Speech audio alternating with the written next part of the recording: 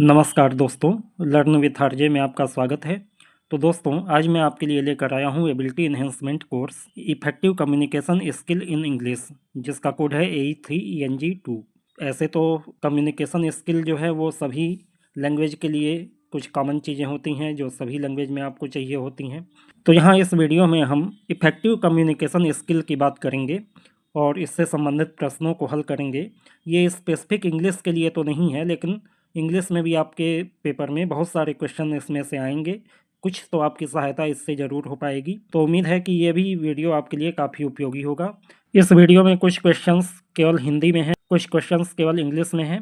वो क्रम से आपके पास हिंदी इंग्लिश करके आते रहेंगे, तो दोनों लैंग्वेज के छात्रों के लिए ये उतना ही उपयोगी होगा। तो आइए शुरू करते हैं। पहला प्रश्न है, the term communist derived from which word, यानी कम्युनिस्ट शब्द किस भाषा के शब्द से डिराइव किया गया है? ग्रीक, लैटिन, चाइनीज या इंग्लिश? तो देखो, कम्युनिस्ट एक लैटिन वर्ड है, ठीक है। कम्युनिकेशन की उत्पत्ति कम्युनिस्ट वर्ड से हुई है और ये एक लैटिन वर्ड है। अगला प्रश्न है, communication means dash information, feeling and thought with others to receive, exchange of, conveying या ऑल ऑफ द एबव। तो कम्युनिकेशन का मतलब क्या है कि इन्फॉर्मेशन, फीलिंग और थॉट को क्या किया जाए दूसरों के साथ।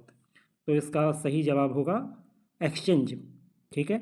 ऑप्शन नंबर बी आपका सही हो जाएगा।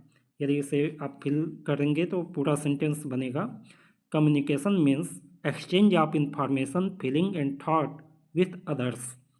अगला प्रश्न देखिए, grapevine communication is associated with which type of communication, यानी ग्रेपवाइन कम्युनिकेशन को किस तरीके का कम्युनिकेशन माना जाता है? फॉर्मल, इनफॉर्मल, हॉरिजॉन्टल या वर्टिकल? तो ग्रेपवाइन कम्युनिकेशन इनफॉर्मल कम्युनिकेशन माना जाता है। अंगूरी लता संप्रेषण अनौपचारिक संप्रेषण माना जाता है। अगला प्रश्न है, lateral communication is between superior and subordinate, same cadre of personal, subordinate and superior या एमंग ऑल? तो जो लेटरल कम्युनिकेशन होता है ये सेम कैडर ऑफ पर्सन के बीच में होता है, यानी एक ही स्तर के लोगों के बीच में लेटरल कम्युनिकेशन किया जाता है। अगला प्रश्न है, audio visual communication combines auditory only, visual only, both auditory and visual या रिटन? यानी ऑडियो विजुअल कम्युनिकेशन में क्या क्या शामिल होता है? तो देखो, ऑडियो विजुअल कम्युनिकेशन में ऑडियट्री और विजुअल्स दोनों शामिल होते हैं, यानी आवाज़ और दृश्य दोनों शामिल किए जाते हैं। इसे हिंदी में कहते हैं दृश्य श्रव्य संप्रेषण, ठीक है। यानी दृश्य भी होगा और सुनाई देने वाली चीज़ें भी होंगी, आवाज़ भी होगी। अगला प्रश्न है, communication problem otherwise known as inquire, barrier, encoding या डीकोडिंग? यानी संप्रेषण की बाधाओं को किस नाम से जाना जाता है? तो संप्रेषण की जो बाधाएं हैं उसे बैरियर्स के नाम से जाना जाता है। ऑप्शन नंबर बी आपका सही हो जाएगा। अगला प्रश्न है, poster fall under which type of communication, oral, visual, written या स्पोकन? यानी पोस्टर्स को किस तरीके का कम्युनिकेशन माना जाएगा? तो यहाँ पे आपका ऑप्शन नंबर बी सही होगा। पोस्टर एक विजुअल कम्युनिकेशन है, यानी दृश्य संप्रेषण है।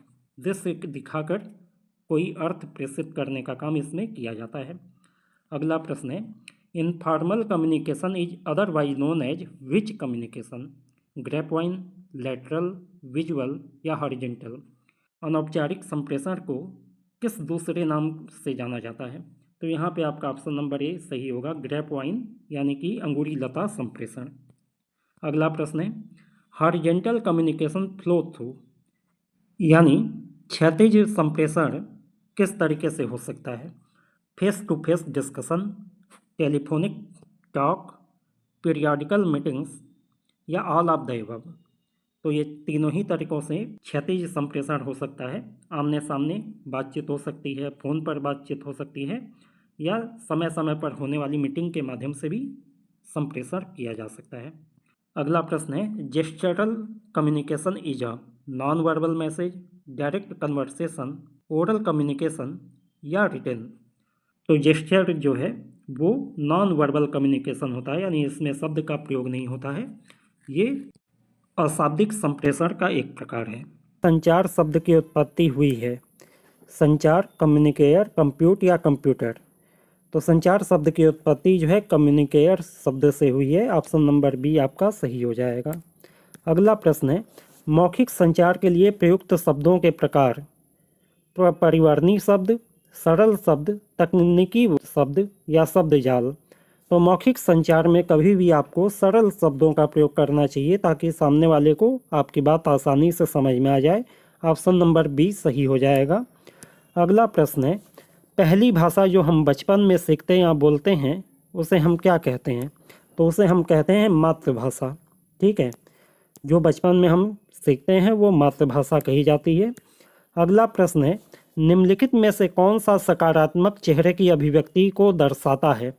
ध्यान केंद्रित करते समय भौहें सिकोड़ना, आँखों का लगातार संपर्क बनाए रखना, लगातार मुस्कुराते रहना या अपनी आँखों को ऊपर उठाना। तो देखिए, यदि आप आँखों का संपर्क लगातार बनाए रखते हैं तो ये एक सकारात्मक चेहरे की अभिव्यक्ति कही जाएगी। ऑप्शन नंबर बी आपका सही हो जाएगा। अगला प्रश्न है, हम किस विधि से जान सकते हैं कि प्राप्तकर्ता ने संदेश को समझ लिया है या प्राप्त कर लिया है? प्रेषण, प्रतिपुष्टि, संदेश या सुनना। तो यहाँ पे आपका ऑप्शन नंबर बी सही होगा, प्रतिपुष्टि। फीडबैक, फीडबैक के माध्यम से हमें पता चलता है कि प्राप्तकर्ता ने संदेश को प्राप्त कर लिया है या समझ लिया है। अगला प्रश्न है, एक वाक्य क्या है? विचारों का एक समूह, शब्दों का एक समूह जो संपूर्ण विचार संप्रेषित करता है, सही ढंग से लिखने के लिए नियमों का एक सेट, या शब्दों का एक सेट जो व्याकरणिक रूप से सही है। तो देखिए, वाक्य उसे कहते हैं जो शब्दों का एक समूह है और संपूर्ण विचार को संप्रेषित करता है। ऑप्शन नंबर बी आपका सही हो जाएगा। अगला प्रश्न है, मौखिक संचार में आमतौर पर किस प्रकार के शब्दों का प्रयोग नहीं करना चाहिए? तकनीकी, सरल, आसान या स्थानीय भाषा। तो मौखिक संचार में तकनीकी वर्ड का प्रयोग नहीं करना चाहिए, क्योंकि यदि ऐसा होगा तो बहुत सारे लोग इसे नहीं समझ पाएंगे। सरल, आसान और स्थानीय भाषा के शब्दों का प्रयोग करना ज़्यादा अच्छा होता है। अगला प्रश्न है, किस अभिव्यक्ति को चेहरे द्वारा प्रस्तुत किया जा सकता है? हाव भाव, शारीरिक भाषा, पैरा भाषा या भावनाएं या भाव।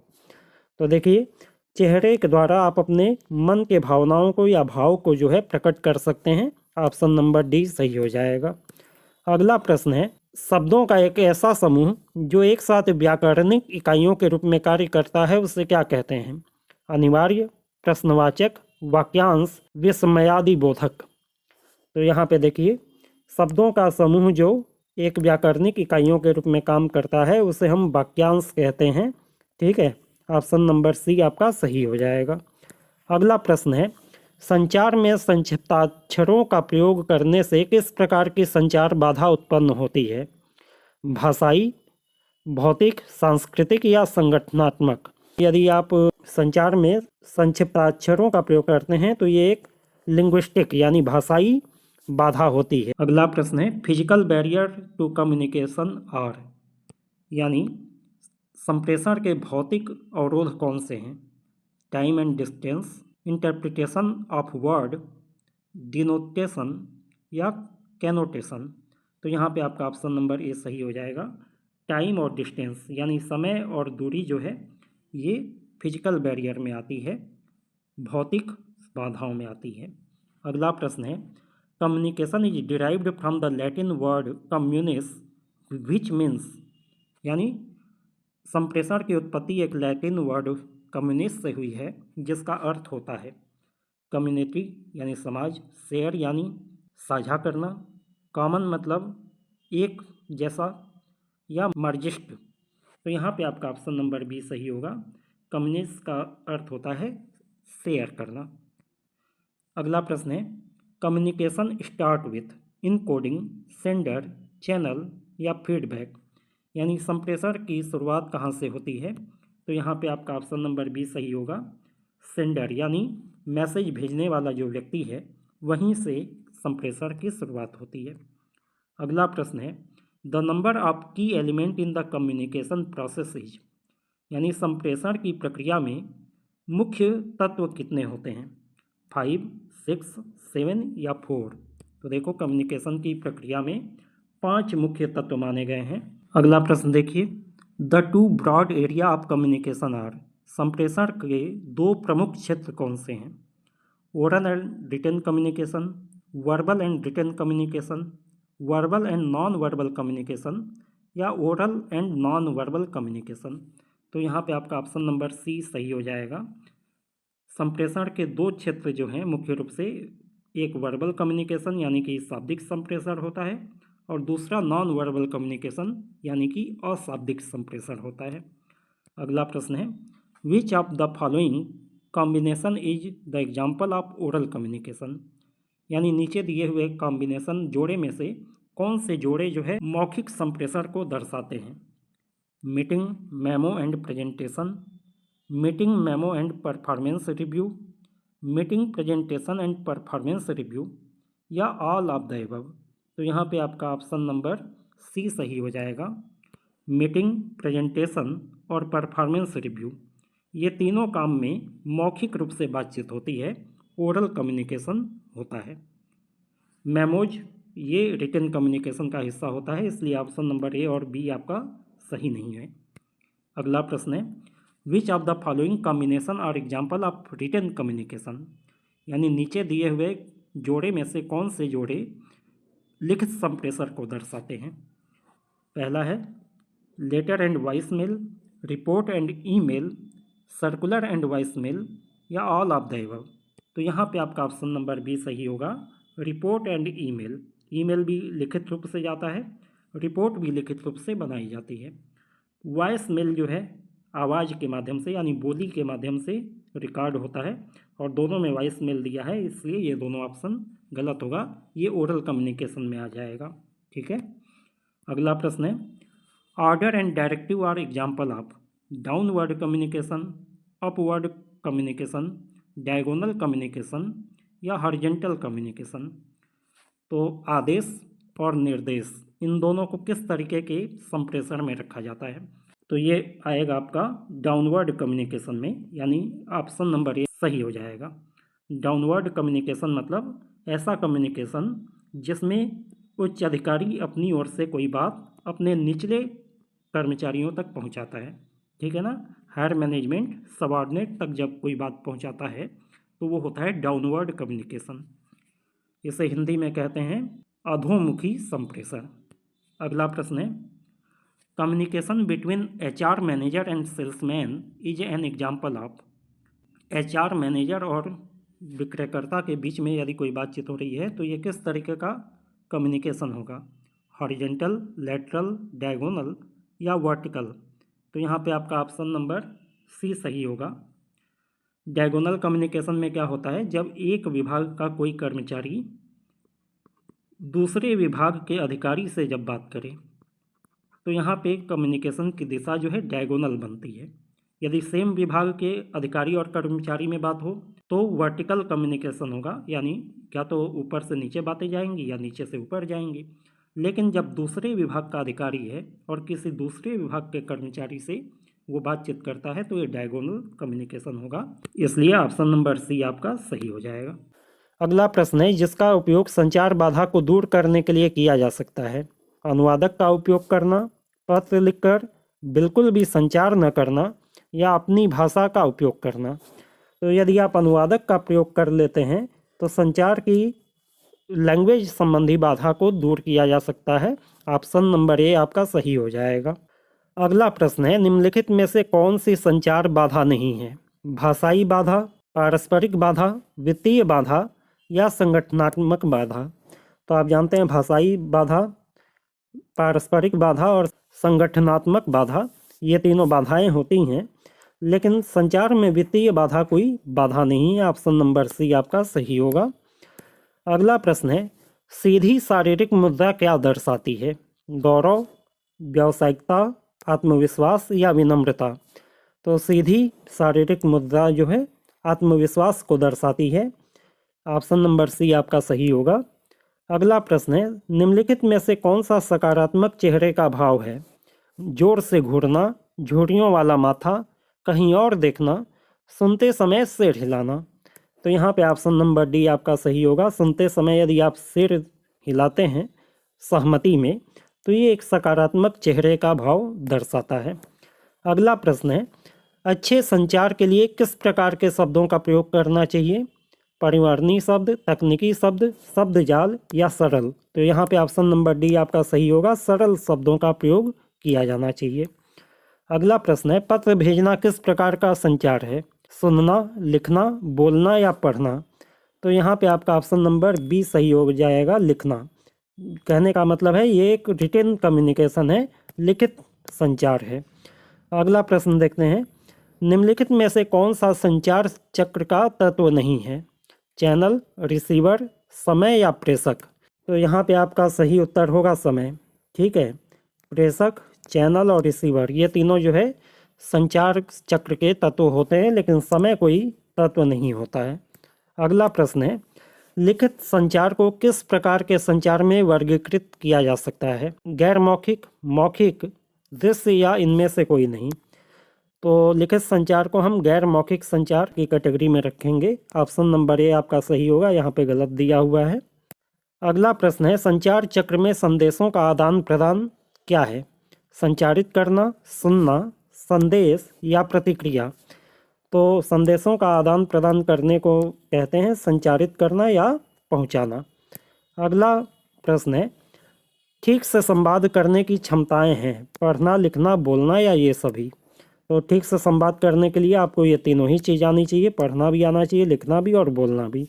ऑप्शन नंबर डी सही हो जाएगा। अगला प्रश्न है, downward communication and upward communication are vertical communication, horizontal communication, diagonal communication या नन ऑफ दीज? तो देखो, डाउनवर्ड यानी अधोमुखी और अपवर्ड यानी ऊपरी मुखी संप्रेषण की बात हो रही है। तो ये दोनों जो है वर्टिकल कम्युनिकेशन यानी कि ऊर्ध्वाधर संप्रेषण के प्रकार हैं।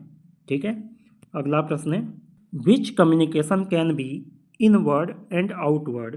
यानी कौन सा कम्युनिकेशन इनवर्ड और आउटवर्ड की कैटेगरी में डिवाइड किया जा सकता है? इनवर्ड यानी बाहर से जब कोई अंदर बात आए तो इनवर्ड होगा, और जब कोई बात अंदर से बाहर जाए तो आउटवर्ड होगा। ये दोनों एक्सटर्नल कम्युनिकेशन के प्रकार हैं, बाहरी संप्रेषण के प्रकार हैं। जब एक संस्था से बात बाहर की ओर जाती है, दूसरे व्यक्ति तक जाती है जो संस्था का नहीं है, तो ये होगा आउटवर्ड कम्युनिकेशन। और संस्था के बाहर का कोई व्यक्ति यदि संस्था के अंदर के किसी व्यक्ति से बात करता है तो ये होगा इनवर्ड कम्युनिकेशन। अगला प्रश्न देखिए, the most basic type of listening is known as? यानी सुनने का सबसे साधारण प्रकार कौन सा है? Discriminative listening, comprehension listening, appreciative listening या evaluative listening?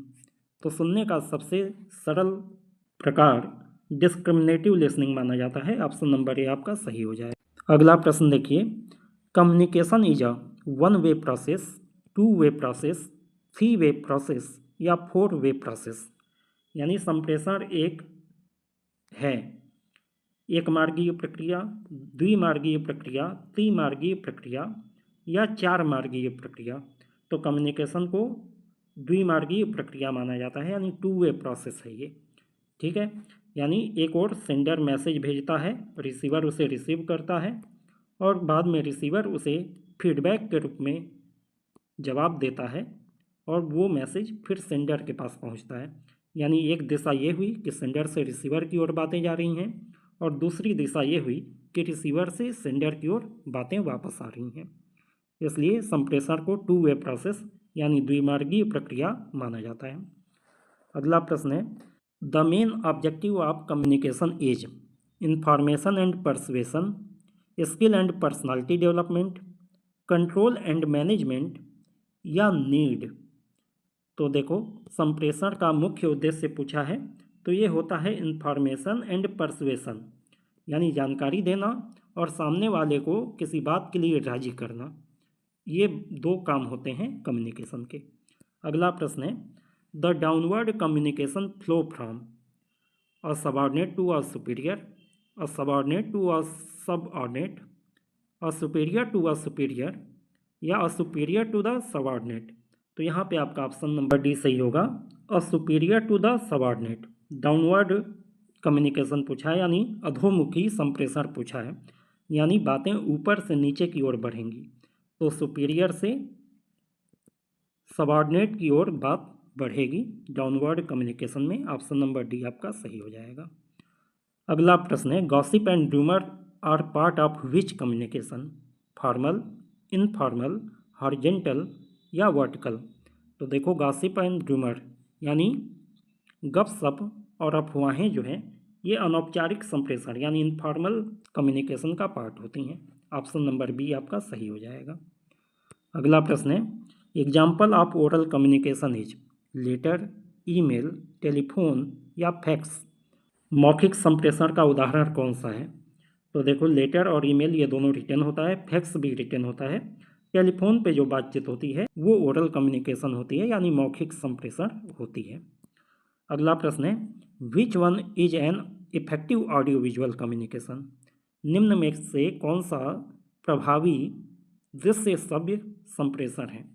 Cinema, television, drama या ऑल ऑफ द अबव। तो यहाँ पे आपका ऑप्शन नंबर डी सही होगा, ऑल ऑफ द अबव।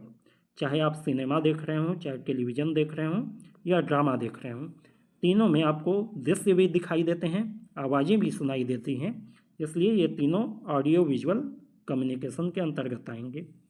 अगला प्रश्न है, advantage of written communication is save time, save money, permanent record या नीट। तो देखो, यहाँ पे पूछा है कि लिखित संप्रेषण का क्या फ़ायदा है। तो लिखित संप्रेषण का फ़ायदा होता है कि इसका एक परमानेंट रिकॉर्ड बनाया जा सकता है, जो आगे आपके लिए भविष्य में एक प्रूफ का काम कर सकता है। ऑप्शन नंबर सी आपका सही हो जाएगा। अगला प्रश्न, निम्नलिखित में से कौन सा नकारात्मक फीडबैक का उदाहरण है।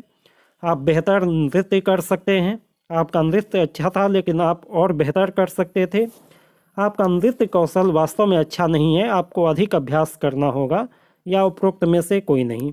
तो यहाँ नकारात्मक फीडबैक की बात किया है, तो ऑप्शन नंबर सी आपका सही होगा। जब आप किसी की बुराई करते हैं तो इसे नकारात्मक फीडबैक के कैटेगरी में रख सकते हैं। अगला प्रश्न है, संचार में बाधा नहीं है, भाषा, संस्कृति, आदतें या शारीरिक। तो आदत जो है ये संचार में बाधा नहीं होती है, भाषा की दिक्कत हो सकती है, संस्कृति की दिक्कत हो सकती है, शारीरिक बाधाएं भी आ सकती हैं, लेकिन आदतें जो है संचार में कोई बाधा नहीं है। अगला प्रश्न है, संचार चक्र में शामिल नहीं है, प्रेषक, संदेश, रिसीवर या प्रोग्रामिंग। तो संचार चक्र में प्रेषक, संदेश और रिसीवर ये तीनों होते हैं, प्रोग्रामिंग नहीं होता है। ऑप्शन नंबर डी आपका सही होगा। निम्नलिखित में से कौन सा संचार का त्वरित और स्पष्ट तरीका है। ईमेल, नोटिस या पोस्टर, आमने सामने अनौपचारिक संचार या व्यावसायिक बैठकें। तो यहाँ पे ऑप्शन नंबर सी आपका सही होगा, आमने सामने अनौपचारिक संचार जो है सबसे तेज और स्पष्ट तरीका है संचार को करने का। अगला प्रश्न है, ऑफिस में छुट्टी लेने के लिए कौन सा तरीका अच्छा है। वेबसाइट, नोटिस, ईमेल या व्यावसायिक बैठकें। तो यहाँ पे ईमेल के माध्यम से आप छुट्टी लेने के लिए आवेदन कर सकते हैं बड़ी आसानी से, ये सबसे अच्छा तरीका माना जाएगा। ऑप्शन नंबर सी आपका सही हो जाएगा। अगला प्रश्न है, लैटिन शब्द में कम्युनिकेयर शब्द का अर्थ होता है वितरित करना, साझा करना, प्रस्तुत करना या बलिदान देना। तो कम्युनिकेयर का मतलब होता है साझा करना, शेयर करना। ठीक है, ऑप्शन नंबर बी सही होगा। अगला प्रश्न है, संदेश को ठीक से समझने के लिए प्राप्तकर्ता को संदेश को ठीक से क्या करने की आवश्यकता होती है। संचारित, फेंकना, सुनना या अनदेखा करना। तो यहाँ प्राप्तकर्ता के लिए पूछा है कि प्राप्तकर्ता संदेश के साथ क्या करे कि वो ठीक से संदेश को समझ ले। तो उसको ध्यान से सुनना होगा, ठीक से सुनना होगा। ऑप्शन नंबर सी सही हो जाएगा। अगला प्रश्न है, कंधों को दाहिनी ओर सीधा और शरीर को शिथिल रखना किसका उदाहरण है। चेहरे का भाव, मुद्रा, हाव भाव या आंखों का संपर्क। पोस्चर होता है, मुद्रा उसका एक अंग होता है। ऑप्शन नंबर बी सही होगा। अगला प्रश्न है, श्रवण संचार किस पर आधारित है।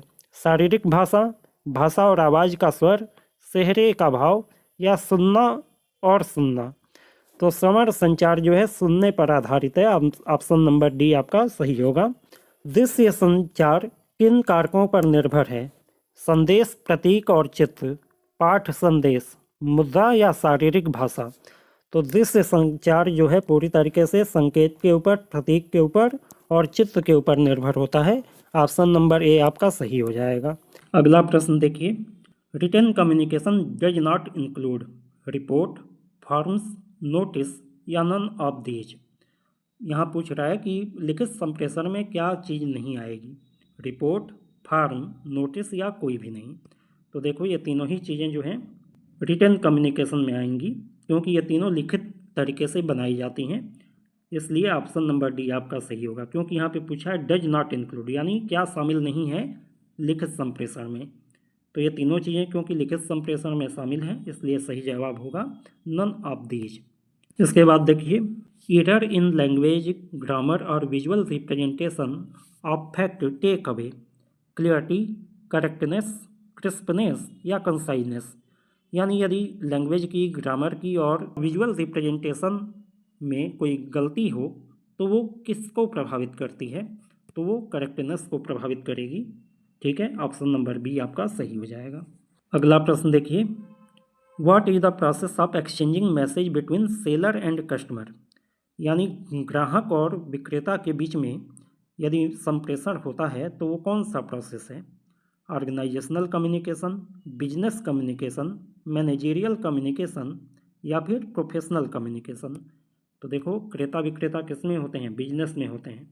इसलिए आपका ऑप्शन नंबर बी सही होगा कि क्रेता और विक्रेता के बीच में जो बातचीत होती है वो व्यावसायिक संप्रेषण यानी बिजनेस कम्युनिकेशन का अंग है।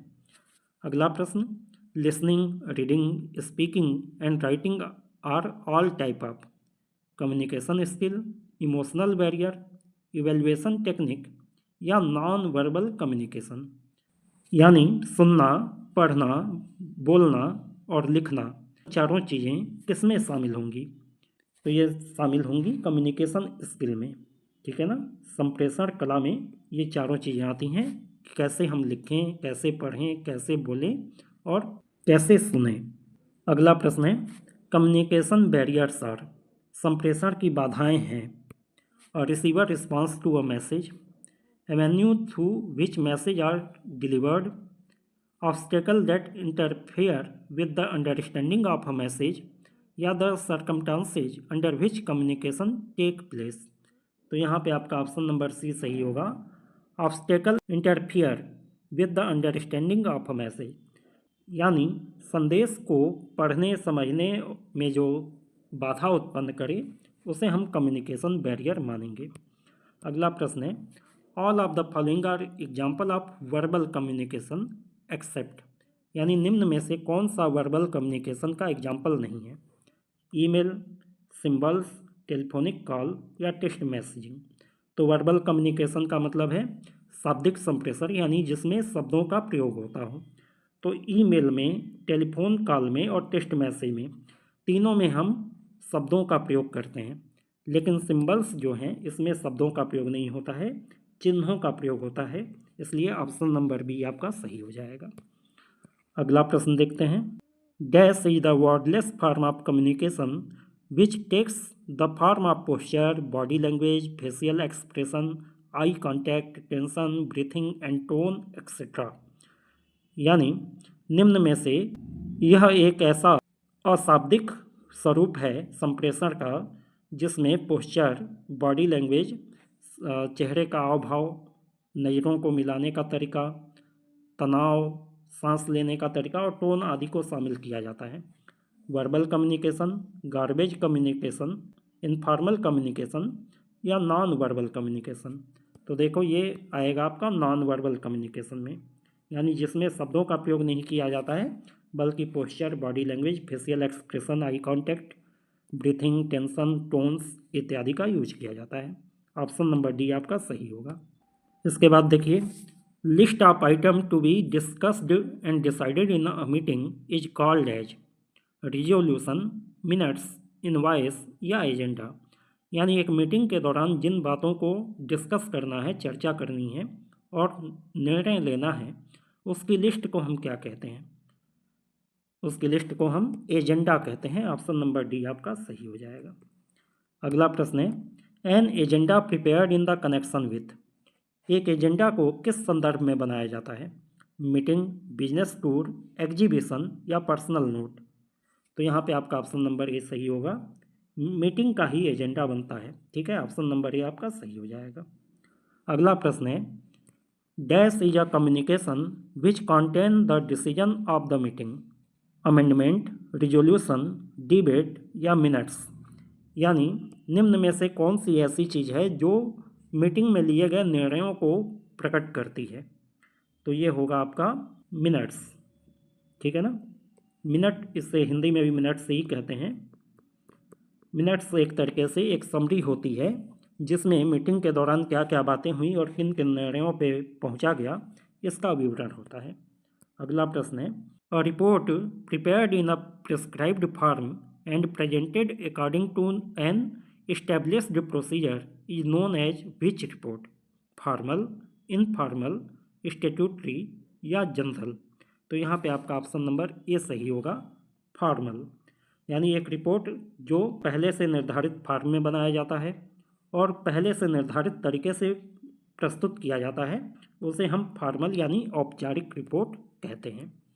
अगला प्रश्न है dash is done by drawing a list of the item of business to be transacted at the meeting. Minutes, resolution, invitation या एजेंडा। तो यहाँ पे आपका ऑप्शन नंबर डी सही होगा, एजेंडा। अगला प्रश्न है संचार चक्र का अंतिम चरण क्या है? तो ये होता है फीडबैक यानी प्रतिक्रिया। ऑप्शन नंबर सी आपका सही होगा। अगला प्रश्न है किस प्रकार का फीडबैक विद्यार्थियों की उपलब्धि के वर्तमान स्तर से उनके विकास में सहायता करता है? विशिष्ट फीडबैक, वर्णनात्मक फीडबैक, गैर विशिष्ट फीडबैक या उपरोक्त में से कोई नहीं। तो यहाँ पे ऑप्शन नंबर बी आपका सही होगा, वर्णनात्मक फीडबैक जो है ये विद्यार्थियों के उपलब्धि के वर्तमान स्तर और उनके विकास में सहायता करेगा, क्योंकि जब आप वर्णन करेंगे तो बहुत सारी बातें सामने आएंगी जिसमें सुधार किया जा सकता है। अगला प्रश्न है यदि फीडबैक का अभाव है तो यह किसे जन्म देगा? एक अविश्वास, संचार बाधा, हस्तक्षेप या इनमें से कोई नहीं। तो यदि फीडबैक का अभाव है तो एक तरीके की संचार बाधा है। अगला क्वेश्चन देखते हैं वह प्रक्रिया जिसमें प्राप्तकर्ता संदेश की व्याख्या करता है और समझता है उसे क्या कहते हैं? उसे कहते हैं डिकोडिंग। ऑप्शन नंबर ए आपका सही हो जाएगा। अगला प्रश्न कौन सा अशाब्दिक संचार का एक उदाहरण है? एक भाषण, निकटता, एक नोटिस या एक ईमेल। तो देखिए निकटता जो है ये अशाब्दिक संचार है, बाकी तीनों शाब्दिक संचार में आएंगे। ऑप्शन नंबर बी सही हो जाएगा। अगला प्रश्न है निम्नलिखित में से कौन सा मौखिक संचार का उदाहरण है? समाचार पत्र, फोन कॉल या ईमेल। तो फोन कॉल जो है ये आपके मौखिक संचार का एक तरीका हुआ, उदाहरण हुआ। ऑप्शन नंबर सी सही हो जाएगा। अगला प्रश्न देखिए what refers to the amount of space that individual naturally maintain between each other. Chronemics, gesture, proxemics या नन ऑफ दीज। यानी एक कम्युनिकेशन के समय दो लोगों के बीच में जो दूरी होती है नॉर्मली जो मेंटेन करते हैं दोनों लोग, उसे किस नाम से जाना जाता है? तो इसे जाना जाता है प्रॉक्सिमिक्स के नाम से। ठीक है, यह स्थान और दूरी भाषा का एक हिस्सा है। अगला प्रश्न है a circular is a form of oral communication, face to face communication, group communication या विजुअल कम्युनिकेशन। तो देखो सर्कुलर जो है एक ग्रुप कम्युनिकेशन होता है। जब कोई एक सूचना बहुत सारे लोगों तक पहुंचानी होती है तो सर्कुलर का यूज किया जाता है। अगला प्रश्न है dunning letter are also called collection letter, letter of credit, complaint letter या सजेशन लेटर। तो देखो जूनिंग लेटर एक तरीके से कंप्लेंट लेटर होता है। ऑप्शन नंबर सी आपका सही हो जाएगा। अगला प्रश्न है dash is also referred to as critical और जजमेंट लिसनिंग। यानी किसे हम क्रिटिकल सुनना कहेंगे? Discriminative listening, biased listening, evaluative listening या अप्रिसिएटिव लिसनिंग। तो यहाँ पे आपका ऑप्शन नंबर सी सही होगा, इवेल्युएटिव लिसनिंग। यानी जब किसी चीज़ के मूल्यांकन के लिए सुनना किया जाता है तो उसे क्रिटिकल लिसनिंग कहा जाता है।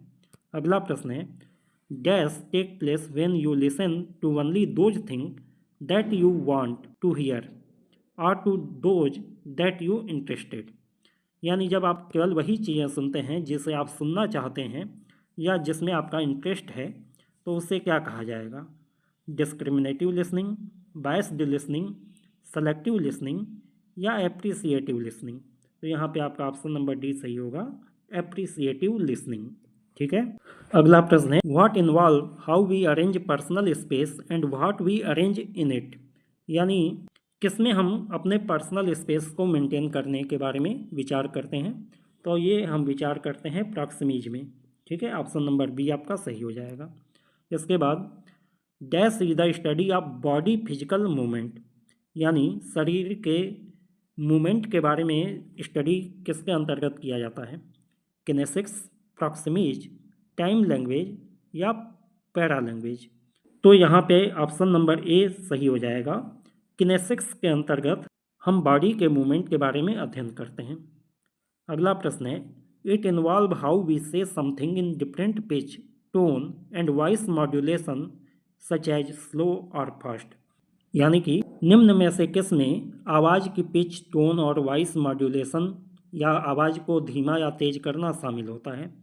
किनेसिक्स, प्रॉक्सिमिक्स, टाइम लैंग्वेज या पैरा लैंग्वेज। तो ये पैरा लैंग्वेज का पार्ट है, ऑप्शन नंबर डी आपका सही हो जाएगा। ठीक है। अगला प्रश्न है, dash are our body part specially arm, leg, hand and head convey meaning. यानी किसके अंतर्गत हमारे शरीर के जो पार्ट हैं, खासतौर से हाथ, पैर, बाह और सर, ये किस मीनिंग को प्रकट करते हैं? जेस्चर, प्रॉक्सिमिक्स, टाइम लैंग्वेज या पैरा लैंग्वेज। तो यहाँ पे आपका ऑप्शन नंबर ए सही हो जाएगा, जेस्चर। जेस्चर में इस बात को ध्यान में दिया जाता है कि हाथ पैर का मूवमेंट कैसा है, सर और बाह में किस तरीके का परिवर्तन हो रहा है, मूवमेंट हो रहा है, इसका अध्ययन किया जाता है। अगला प्रश्न है, curriculum vitae is known as personal profile, personal data sheet, qualification sheet या ऑल ऑफ द एबव। यानी सीवी किस स्वरूप में जाना जाता है? Personal profile, personal data sheet, qualification sheet या ऑल ऑफ द एबव। तो यहाँ पे ऑप्शन नंबर डी आपका सही होगा। कैरिकुलम वाइटे जो है वास्तव में इन तीनों चीज़ों को प्रकट करता है। अगला प्रश्न है, किसी चीज़ की ओर उंगली उठाना किसका उदाहरण है? भाव, इशारा, शारीरिक भाषा या पराभाषा। तो यहाँ पे इशारे का उदाहरण होगा। किसी चीज़ की ओर उंगली करना एक तरीके से इशारा करना होता है। अगला प्रश्न है, निम्नलिखित में से किसमें आवाज़ का स्वर, गति और मात्रा शामिल होती है? तो ये शामिल होती है पैरा लैंग्वेज में। ठीक है, ऑप्शन नंबर सी आपका सही होगा। किस संचार पद्धति को समझने के लिए किसी भाषा की आवश्यकता नहीं होती? मौखिक, गैर मौखिक, दृश्य या इनमें से कोई नहीं। तो ऑप्शन नंबर सी यहाँ पे सही होगा। दृश्य संचार बिना शब्दों के होता है, इसे समझने के लिए किसी भाषा की आवश्यकता नहीं होती है।